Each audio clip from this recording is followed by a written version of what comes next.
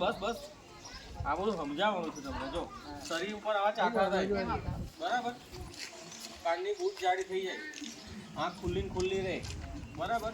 હવે ઝીણી ઝીણી ગાંઠો થાય, આવા ચાઠા થાય, એને રક્તભેદ કહેવાય.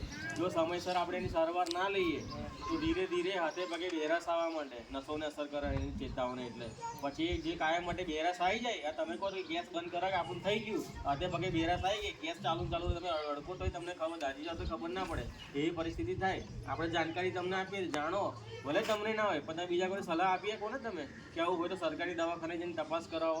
આ રોગ ચેપી રોગ છે બરાબર છે. કોઈને હોય બતાવે ને ચાટું હોય, ખંજવાળ ના હોય એટલે આપણે દવા કરાવીએ ના કરાવીએ બરાબર છે. તમે માથું દુખે તો તમે દવાખાને જાઓ, પણ આમાં આ ચાઠામાં ખંજવાળ જ ના આવે, દુખાવો ના થાય બરાબર. આપણે કોઈ દવા કરાવીએ પછી ના કરાવીએ ને. કોઈ ધીરે ધીરે હાથે પગે બેરાસ આવી જાય, કાયમ માટે મરે ને ત્યારે જાય, બાકી તે લગીને ના જાય બરાબર. એટલે થોડી ગંભીરતા રાખવાની. આપણે કોઈક આવતું હોય આપણા ઘરે તો એવું ના કહેવાનું કે 6 મહિના દવા ખાય એટલે મટી જાય, કાયમ માટે મટી જાય.